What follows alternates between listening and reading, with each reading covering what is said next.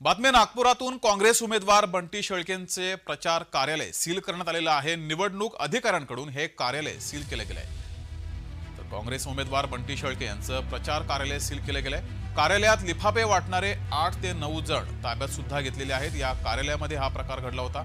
8 ते 9 जण लिफाफे वाटत होते आणि या 9 जणांना ताब्यात घेतले गेले। मध्य नागपूर मतदारसंघातील ही घटना आहे।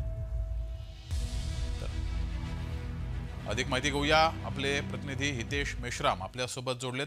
हितेश, आवाज पोहोचतोय? हो येतो। हितेश, मध्य नागपूरमध्ये हा प्रकार घडलेला आहे। कार्यालयात लिफाफे वाटणारे 8 ते 9 जण होते, त्यांना ताब्यात घेतलेलं आहे। नेमकं काय घडलंय?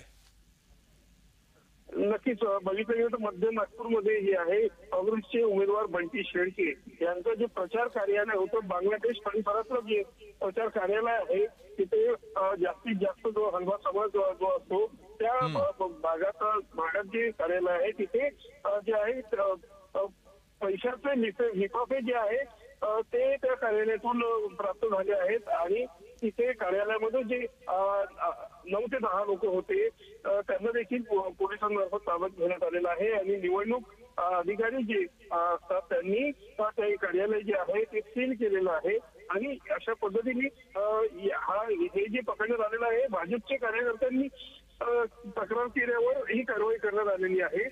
आणि या सगळ्या अनुषंगाने बघितलं गेलं तर पुढची त्या परिसरात जे आहे पोलीस बंदोबस्त जो आहे तो वाढवण्यात आलेला आहे आणि बंटी शेळके आता यांच्यावर निवडणूक आयोगातर्फे काय पुढची बंटी शेळके यांच्यावर निवडणूक आयोग काय कारवाई करते बघावं लागेल। धन्यवाद हितेश दिलेल्या माहितीबद्दल।